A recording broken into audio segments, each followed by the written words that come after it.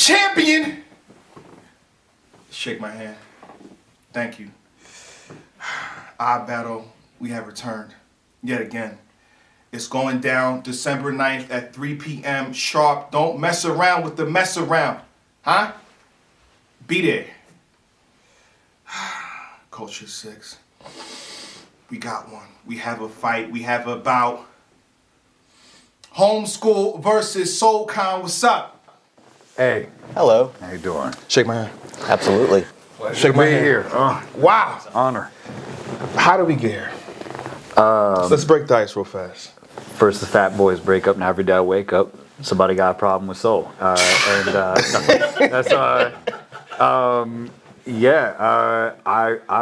back into this shit. I was away for a while. Then I sort of came back not well. And then I came back a little bit better. And then not well again. And then better. And Lex so graciously has provided a home for me. Out there. You see what he did there? And this fellow over here, a household name in household name. He's boom. Still going. People have done household, right? People have done household name, I think, a few times too. But like, and I was like, yeah, gotta do it because I battled on iBattle obviously against A Ward. A Ward is he's a man of many leagues. So I wanted to battle someone who's like. I battle staple, yeah. Who and there are probably a few people who embody it more than or as much as Homeschool over here. So, okay. Yeah. For you got the call. Is this something that you wanted? It's not one I was anticipating, but it's one where I thought about it and I was like, yeah, that makes sense. Cool. Let's do that. Why does it make sense for you? I know it's SoulCon, a resume, legend. I get that. It is a bigger name than I'm used to facing. This is actually the first time I'll be battling someone who has a 1 million view battle on their resume, so that's a big thing. Damn. That makes sense. What are you doing, Real Sick? What's up? Come on. He's one of the greatest. But. Yes. So yeah, but I think there's also a dynamic here where our archetypes match up really well. In a way that's maybe not exactly what people are going to expect going in, but it's going to come out in the battle, so you'll kind of see what I mean. Okay. For you, what's the motivating factors? Yeah. I mean, because again, you got the call. Yeah. I mean, you're SoulCon. You could have picked. You could have. I've actually more proactively been reaching out to Lex because I really want to. Battling is something that I didn't know how much I did miss it, and. One of my favorite places, probably my favorite place to battle, is iBattle, and it's probably where I've had the most fun. Yeah. Shout out to Diz though with the GTX event because that shit was incredibly fun. He did that. It looked like it was phenomenal. Not enough props been given, I think, to Diz and Lush and Bree and them for like putting on something that was just made me feel happy again being a battler. But yeah, so like iBattle was a natural choice and. So I've reached out to Lex a few times, like, yo, can you get me this person? Yo, can you get me this person? How about them? I mean, Lex, I think, will do anything he can to make a matchup that he believes in happen, too, So, and there are other things we've talked about, like, potentially in the future, but, like, this felt like a good one that, would shake things up a bit. Because I actually, I haven't battled too many people like Homeschool. Yeah. Really, I haven't. Like it's usually folks. I don't battle a lot of battlers who are like myself. I don't know how many there are who are like myself to begin with, and that's not like dick riding myself. I am me. I know I am fairly distinct in a lot of ways. But I'd say so this was a good chance to show what I can do. I think sometimes. People pigeonhole battlers like, oh, this person can battle this type of person and do effectively. This person battle this type of person do effectively. I feel like something of at least in my mind, I imagine that fans would actually probably, especially in iBattle, and I don't begrudge them for it, but I had a feeling they would actually probably underrate my chances in this battle. So you feel you're the underdog in this situation.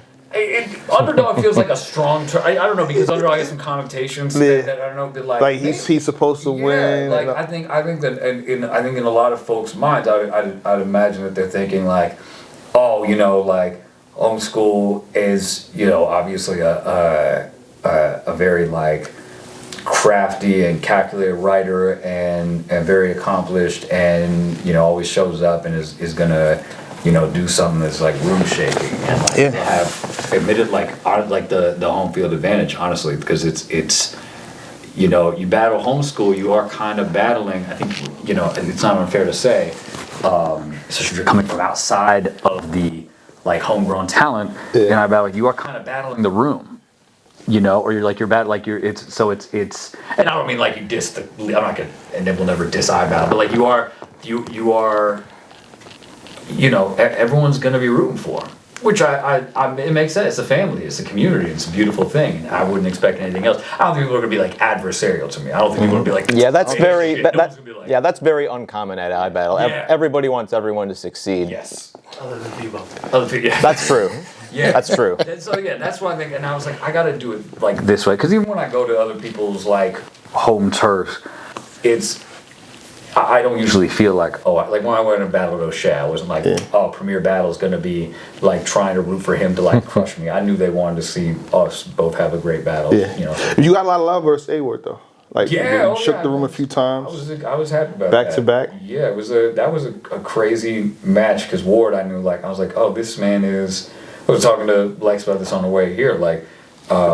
Ward probably, if he does a few things, if he wanted to do a few things differently and branch out in a few different directions, you know, a little more spicy, a little more R-rated, he'd probably be unbeatable.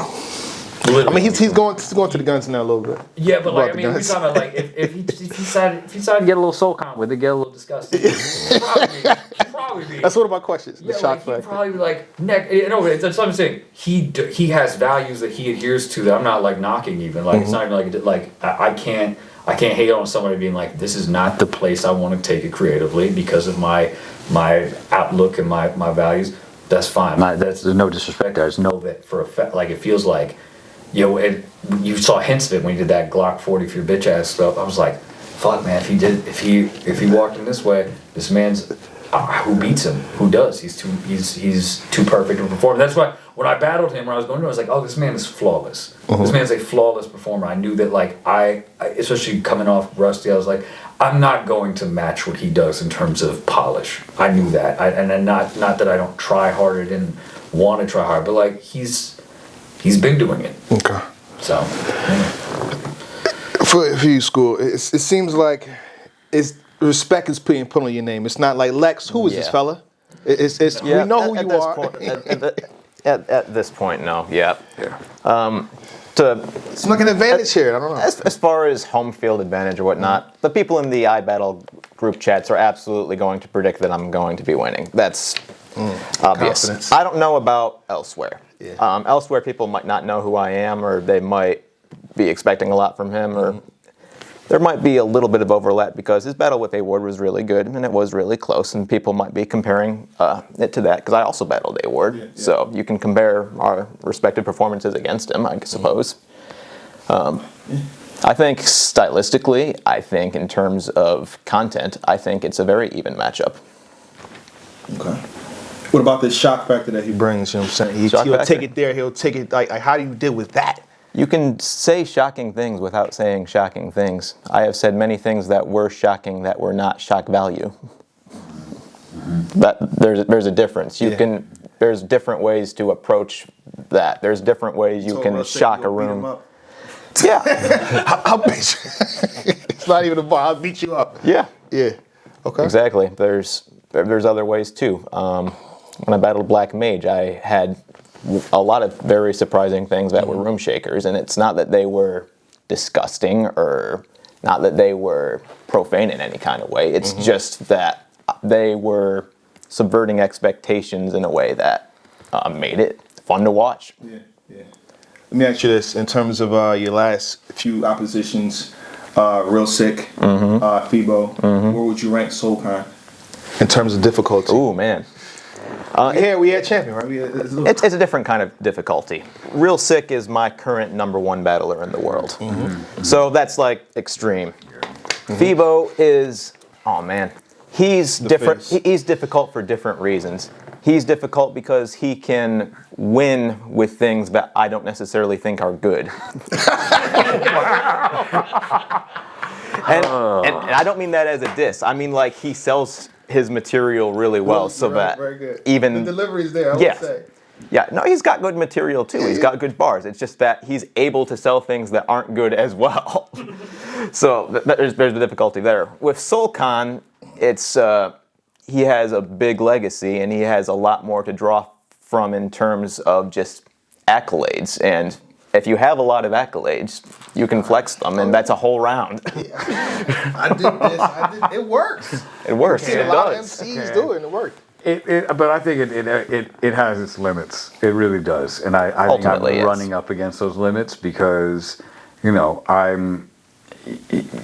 that stuff I think it's real good if you come back from like I did and it's effective. I think I definitely exhausted a lot of capital and patience with the Diz battle and with the frag battle, honestly. So like I always feel now like since those two matches, when I'm writing, I think like I have to basically prove myself every single time, and I will probably keep doing that. I'll probably always view myself and come with the mentality of like, even if, regardless of what anyone tells me about what I represent to them or to battling, I always now have to look at it like this could, if I don't, that this battle is the pivot point for my reputation.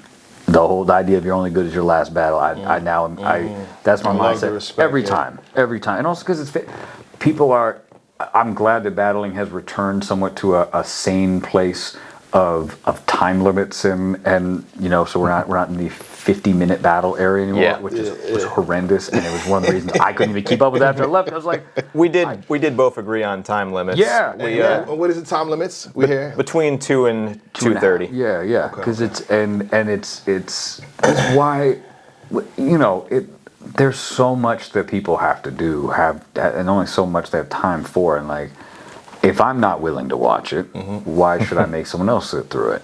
You know, but now since we're back in that time, like it's a little bit, it feels better. It feels more manageable. It feels like something I can.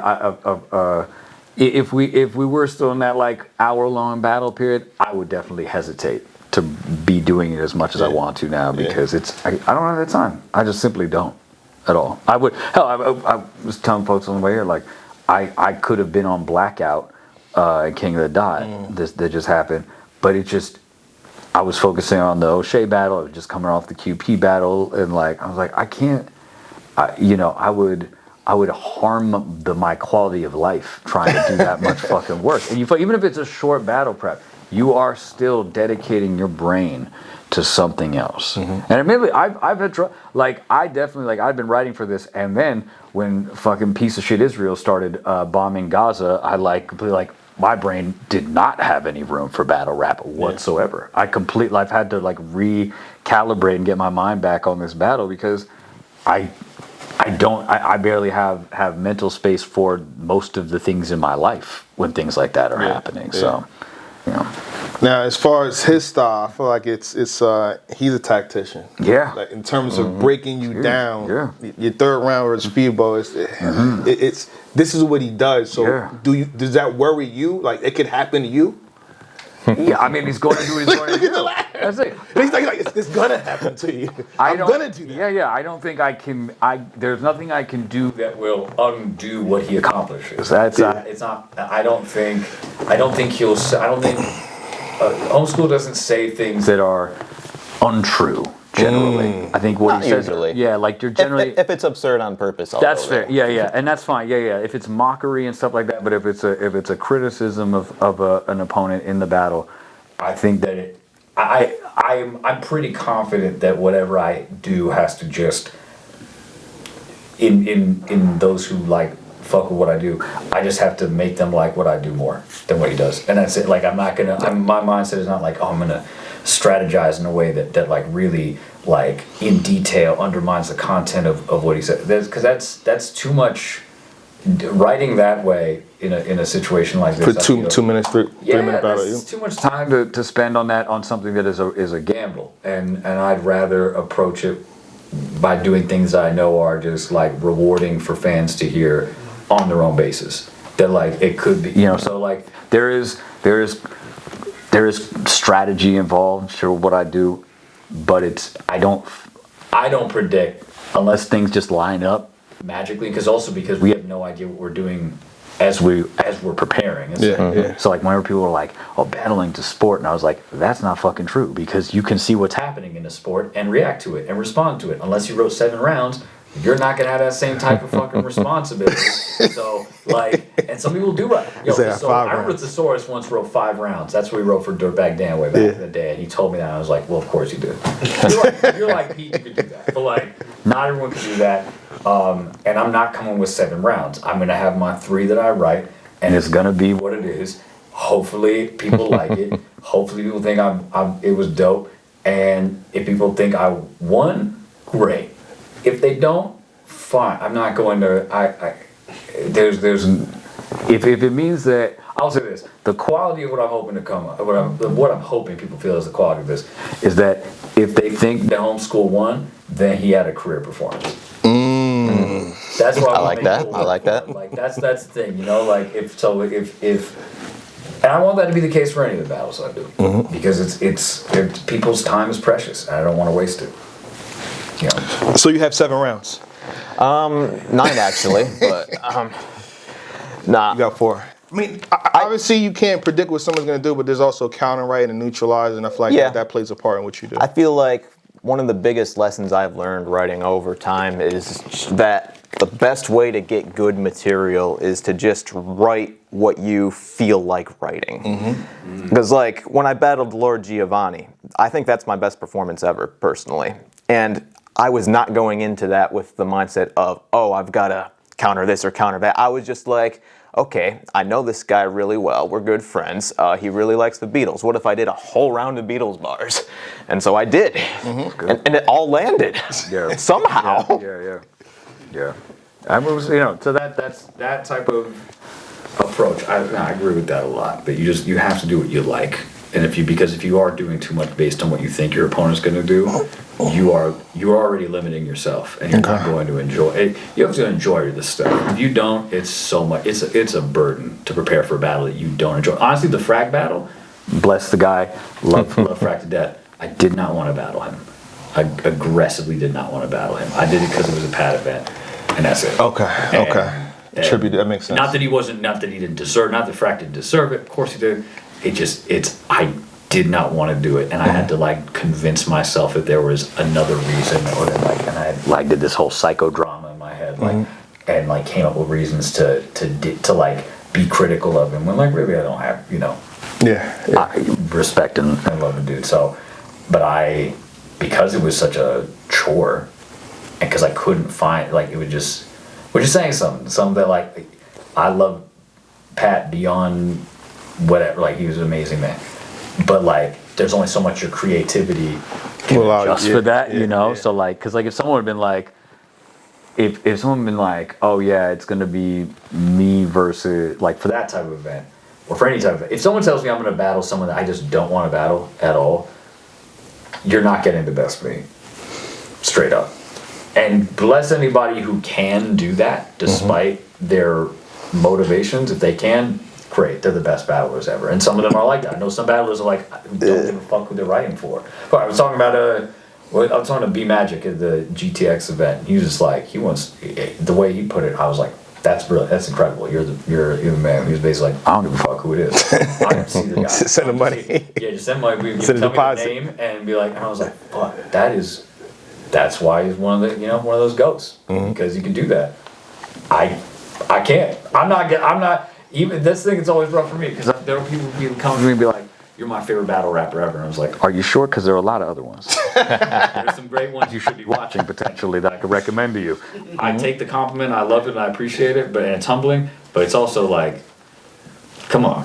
Have you watched Jalopy Bungus yet? Like, come on. So, shout out to Jalopy, by the way. Absolutely. You watching them closely? Yeah, you watching school closely too? Of course. Okay. Of course. No, I know. That's the thing. Like I battled when it became Lex's show. Like I really got into it a lot okay, more. okay. I knew about iBattle in the earlier era. Like I did a show once at one of them back when it was in Connecticut, and so I always fucked with iBattle in general. But when I became Lex's baby, I was at the show in Connecticut. you were right, yeah. Yeah. That like when it became Lex's thing, I was like, okay, well this is seeing what he did with it. And what he cultivated was incredible because it was the closest to what I came up on, like with grind time and stuff. That range of talent and the atmosphere of fun and the desire to see something entertaining. It wasn't about, not to say people should be able to make their money, people should be able to get something out of it, but like, no one was caking off a grind time. It was shoestring. Like it was really there. It was basically. If even that, like breaking even at like the events I go to, and to see something that was just done for the love of this shit, and to see such different talent, I was like, okay, this is everything. Like this needs to be, and rappers like Homeschool, people like the GOAT Mulips. Mulips is the GOAT. Yeah. Absolutely. And Kang. DETH, OPPA, Jables, like the real, just it's a Louis Valentine. Like you have so many, there's so many Distinct personalities. which is missing in a lot of leagues, unfortunately. Because and also people are trying to be a version of another league, and iBattle doesn't do that. iBattle is itself, strictly. Respect. Yeah. So. Random. What do you do when the envelope comes out? What do I do when what? When the envelopes come out. The special move.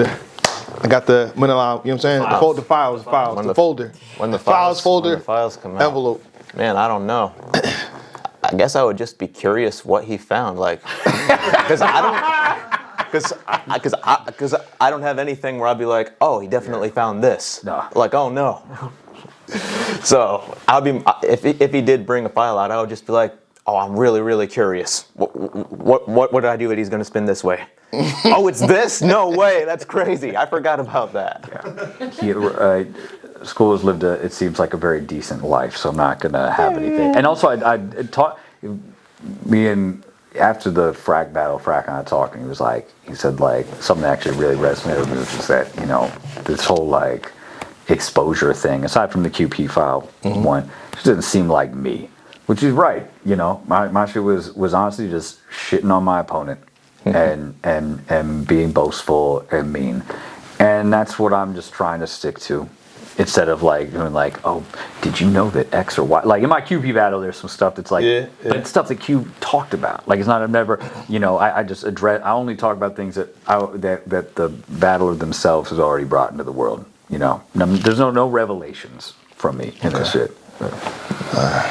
What if you might bring one for him?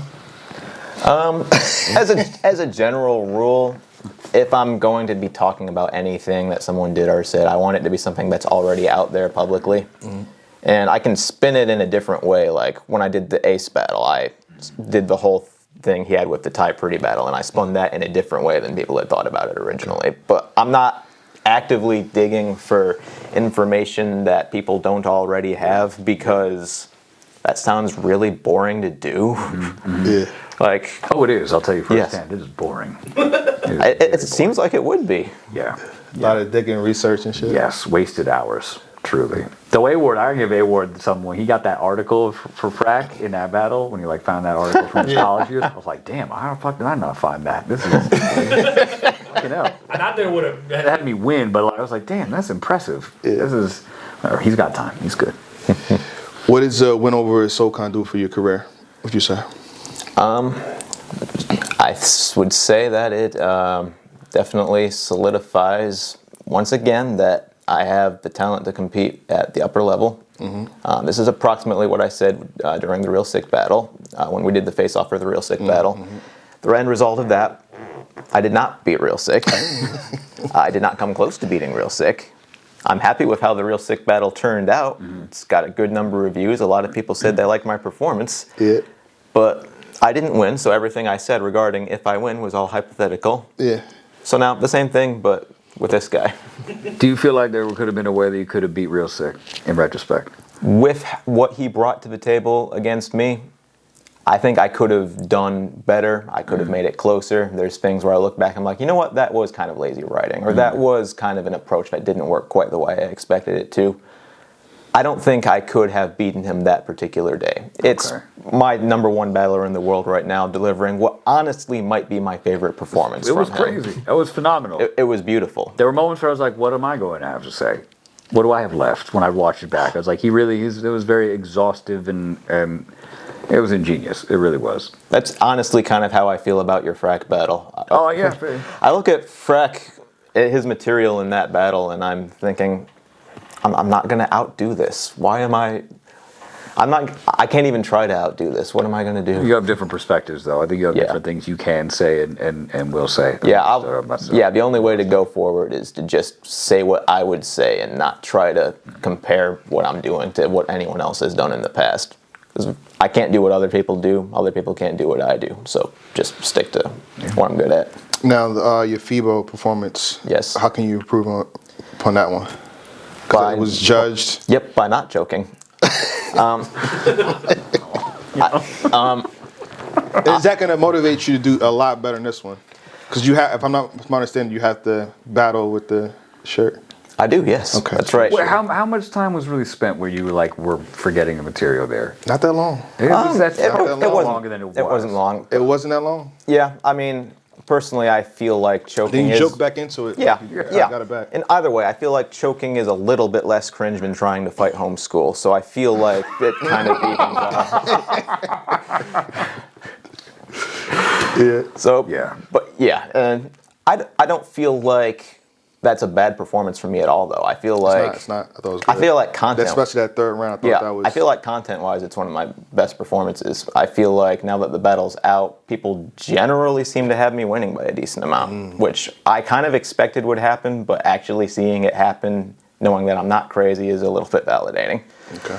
So as far as elevating from that, yeah, I feel like I have to, but it's not because, oh, I messed up here. I had the choke, but it's because I'm always trying to elevate. And there are things I was doing in that battle and that I was doing more so, I would say, in the Real Sick battle where I'm thinking, that was kind of lazy. If I can be a little less lazy here. So it's not so much trying to reinvent what I'm doing so much as realizing, okay, here are my weak spots. Let's remove those, and here we go.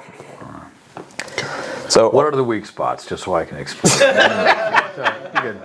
I'm just gonna give you. List. I'm just gonna give you all the strong spots and call them the Help weak spots, so you're attacking the wrong stuff. God damn, I'll be.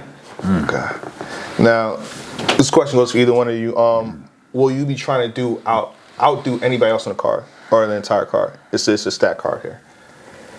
I'd like to have performance of the night. I would very much love to. I would like to have battle of the night. Yeah. Okay. That's fine. Yeah. Last words Yes. for school. Last words for school. I would say good luck and Godspeed. Is he gonna need it? I don't know. I mean, because it's up to him. I think it's up to you, man. I think I'm going to do what I do. Battling is. I hope you do well. Because I also never want a lopsided battle. It doesn't feel good. It doesn't feel. It feels like I like 30s though, man. I like body guns. when it's. And you gave us a few of those. A few, but and in retrospect, I don't feel good about them because We what feel are good they? about them though. I used to good. Okay, I'm glad. If other people enjoy them, great. But I don't want to, I don't want to feel like, Katsuki Bakugo winning the sports festival, not feeling like, he got both sides of his opponent and the full force of him. Yeah. Shout out to My Hero Academia heads who get that. I would like to battle the best from homeschool. Okay. And I think I have confidence that's what I'm going to get that, or at least something approaching that. I believe you get that. And that's motivation for me. And I think that's, I appreciate taking the battle because no one has to battle anybody. No one's forced to. So, so it's another opportunity. To me, it's an opportunity. Some may say it's opportunity for him.